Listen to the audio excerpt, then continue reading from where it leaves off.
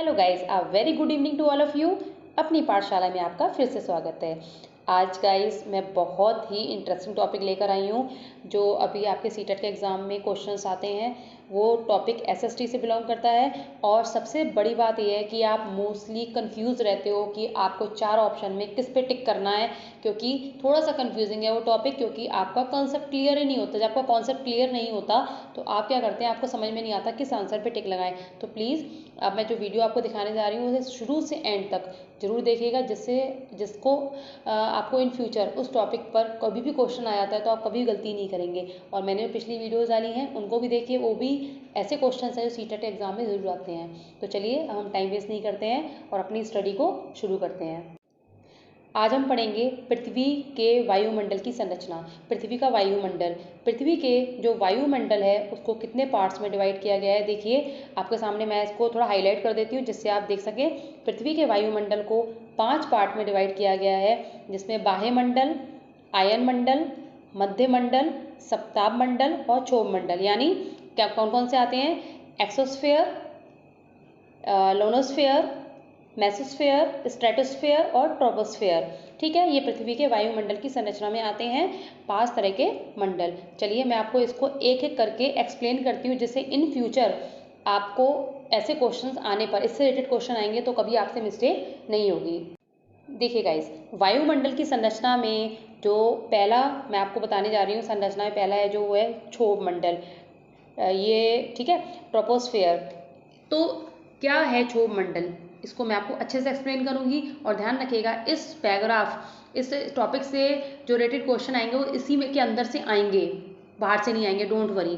ठीक है, तो क्षोभ मंडल क्या होता है? देखिए यह वायुमंडल की सबसे निचली परत होती है। सबसे निचली परत को हम क्षोभ मंडल कहते हैं। सबसे पहले ध्यान रखिएगा, पहला क्वेश्चन आपका इससे ये बन सकता है, इसके और नाम क्या है। देखिए ऐसा क्वेश्चन भी आता है कि वायुमंडल की संरचना में जो क्षोभ मंडल है उसको अन्य कितने नामों से बुलाया जाता है। तो इसे संवहन मंडल, अधोमंडल भी कहते हैं। ध्यान रखिए निचली परत होती है और इसे संवहन मंडल या अधोमंडल भी कहते हैं। इसके आपके 3 क्वेश्चंस देखिए बन गए ना। चलिए, क्योंकि संवहन धाराएं इसी मंडल तक सीमित रहती हैं, बिल्कुल सही बात है। सभी मौसमी घटनाएं इसी मंडल में होती हैं। देखिए बादल आना, वर्षा आना, आंधी तूफान आदि आते हैं वो क्षोभ मंडल के अंदर आते हैं, ट्रोपोस्फेयर के अंदर आते हैं। ध्यान रखिए ऐसी कोई गतिविधियां आती हैं, आपसे क्वेश्चन बनेगा बादल, वर्षा, आंधी किस मंडल में आते हैं, तो आंसर होगा क्षोभ मंडल। ठीक है, 5 क्वेश्चंस मैंने आपको अभी इसी 4 लाइन में से बता दिए हैं। ये इन्हीं में से क्वेश्चन आते हैं, बाहर से नहीं आते। ज़्यादा पढ़ने की जरूरत नहीं है एक्स्ट्रा, जितना टॉपिक आपको बता रही हूँ उसी में से इतना याद कीजिए। ठीक है, ध्रुवों पर उनकी ऊंचाई कितनी होती है? 8 किलोमीटर और विषुवत रेखा पर 18 किलोमीटर होती है। एक क्वेश्चन ये बन गया कि ध्रुवों पर और विषुवत पर क्षोभ मंडल की ऊंचाई कितनी होती है। तो ध्यान रखिए ध्रुवों पर इसकी ऊंचाई 8 किलोमीटर और विषुवत रेखा पर 18 किलोमीटर होती है। इस मंडल में तापमान की गिरावट प्रत्येक किलोमीटर पर 6.4 डिग्री सेल्सियस की दर से होती है। ध्यान रखिए तापमान कितनी गिरावट पे की कितनी गिरावट होती है? हर किलोमीटर पर, प्रत्येक किलोमीटर पे 6.4 डिग्री सेल्सियस की दर से होती है। बस इससे बाहर नहीं पढ़ना।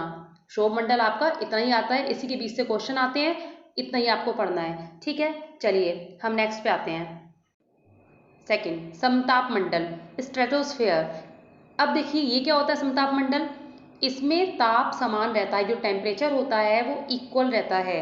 ठीक है, और इसमें किसी प्रकार की मौसमी घटनाएं नहीं होती। देखिए इसमें क्या होता है, कोई भी मौसमी घटनाएं नहीं होती, जैसे मान लो आंधी, बारिश, तूफान समताप मंडल के अंदर नहीं आते हैं। ठीक है, इसी कारण यह वायुयान के उड़ने के लिए आदर्श क्षेत्र माना जाता है। देखिए ये क्वेश्चन जरूर आता है, हवाई जहाज। देखिए मेरे कल के क्वेश्चन में भी था ये क्वेश्चन, आपने ध्यान से देखा होगा कि हवाई जहाज उड़ाने के लिए कौन सा क्षेत्र आदर्श माना जाता है। तो ध्यान रखिए हवाई जहाज उड़ाने के लिए समताप मंडल सबसे आदर्श क्षेत्र माना जाता है।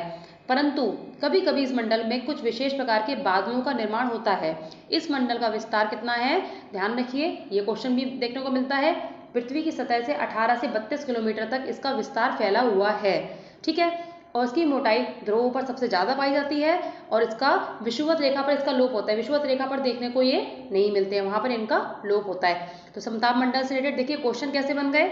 कि जो वायुयान उड़ाने के लिए आदर्श क्षेत्र कौन सा है, समताप मंडल। ठीक है, इसकी विस्तार कितना है पृथ्वी की सतह से, 18 से 32 किलोमीटर। ठीक है, और किस रेखा पर इसका लोप होता है, विषुवत रेखा पर। ठीक है, इसकी मोटाई सबसे ज़्यादा ध्रुवों पर पाई जाती है। बन गया ना क्वेश्चन इसमें से, तो ध्यान रखिए इन्हीं में से क्वेश्चन आते हैं। चलिए नेक्स्ट पे आते हैं। नेक्स्ट देखिए ओजोन मंडल।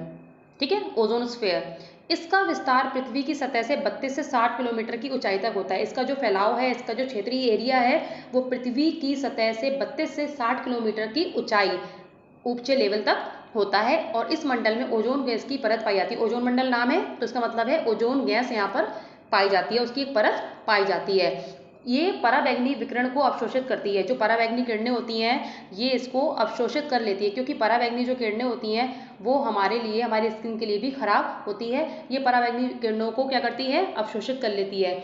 इस मंडल में आप जितनी ऊंचाई पर जाएंगी टेम्परेचर बढ़ता जाएगा। ध्यान रखिए इस मंडल में एयर कंडीशन और रेफ्रिजरेटर से निकलने वाली जो क्लोरोफ्लोरोकार्बन गैस होती है, सक्रिय क्लोरीन ओजोन के क्षरण का कारण बनती है। ठीक है, ओजोन परत की मोटाई को नापने के लिए किसका प्रयोग किया जाता है, बहुत अच्छा क्वेश्चन, डॉप्सन इकाई का प्रयोग किया जाता है ओजोन परत की मोटाई को नापने के लिए। ठीक है, इसका विस्तार आ गया। इसकी मोटाई को नापने के लिए किस इकाई का प्रयोग किया जाता है। ठीक है, तो और ये सबसे अच्छी बात इसमें बताई गई, ओजोन की लेयर होती है जो पराबैंगनी विकिरण को अवशोषित कर लेती है। ठीक है, नेक्स्ट पे आते हैं। नेक्स्ट है आयन मंडल, लोनोस्फेयर। अब आयन मंडल क्या होता है, देखिए इस मंडल का जो विस्तार होता है पृथ्वी की सतह से 60 से 640 किलोमीटर की ऊंचाई तक होता है। एकदम क्लियर रखिए इस चीज को, किस मंडल का विस्तार पृथ्वी की सतह से 60 से 640 किलोमीटर की ऊंचाई पर होता है, आयन मंडल इज आंसर। तो संचार उपग्रह इसी मंडल में स्थापित किए जाते हैं। देखिए हम रेडियो, टेलीविजन, रडार आदि का प्रयोग कैसे कर पाते हैं, संचार उपग्रह की वजह से ना। तो संचार उपग्रह जो कहाँ पे आपको देखने को मिलते हैं, किस मंडल में देखने को मिलते हैं, आयन मंडल के अंतर्गत देखने को मिलते हैं। क्लियर। अब सबसे लास्ट देखिए बाह्य मंडल, एक्सोस्फेयर। पृथ्वी की सतह से 640 किलोमीटर की ऊंचाई के बाद का जो मंडल है बाह्य मंडल या बहिर्मंडल कहते हैं। ध्यान रखिए बाह्य मंडल को बहिर्मंडल भी कहते हैं। और पृथ्वी की सतह से कितने किलोमीटर की ऊंचाई है इसकी, 640 किलोमीटर की इसकी ऊंचाई है। और ध्यान रखिए बाह्य मंडल में सबसे ज़्यादा किन गैसों की प्रधानता होती है, हाइड्रोजन और हीलियम की प्रधानता होती है। तो ध्यान रखिए क्वेश्चन क्या है, हाइड्रोजन और हीलियम गैस की प्रधानता सबसे ज़्यादा कहाँ होती है, किस मंडल में होती है, बाह्य मंडल में होती है। इस मंडल की ऊपरी सीमा सुनिश्चित नहीं है, इसकी कोई सुनिश्चित सीमा नहीं होती है। ठीक है, कोई क्राइटेरिया नहीं होता है ऊपरी सीमा का। और इसी मंडल में ओरेरा बोरस और ओरेरा ऑस्ट्रेलियस घटनाएं होती हैं। जो इस टाइप की घटनाएं होती हैं ओरेरा बोरस और ओरेरा ऑस्ट्रेलियस, इस तरह की घटनाएं आपको एक्सोस्फीयर के अंदर देखने को मिलेगी। ठीक है, तो ये देखिए मैंने आपके सामने इन सबको अच्छे से एक्सप्लेन कर दिया है। अब आपको जितने भी संरचनाएं हैं ये सारी समझने में बिल्कुल भी परेशानी नहीं होगी, आप आराम से समझ सकते हैंगे। ठीक है, अब मैं इससे रिलेटेड आपको 20 क्वेश्चंस दूंगी या 10 या 20 क्वेश्चंस दूंगी और आप खुद भी इससे निकाल सकते हैं। आपको मैंने जो पैराग्राफ पढ़ाया है आप इसमें से क्वेश्चंस निकाल सकते हैंगे। इस तरीके से अब आपको मैंने वायुमंडल की संरचना की जितने भी सारा है इसको अच्छे से एक्सप्लेन कर दिया है। अब नेक्स्ट वीडियो में आपके लिए कुछ और अच्छा लेके आऊँगी, SST सब्जेक्ट का ही लेकर आऊँगी। ठीक है, तब तक के लिए थैंक यू वेरी मच।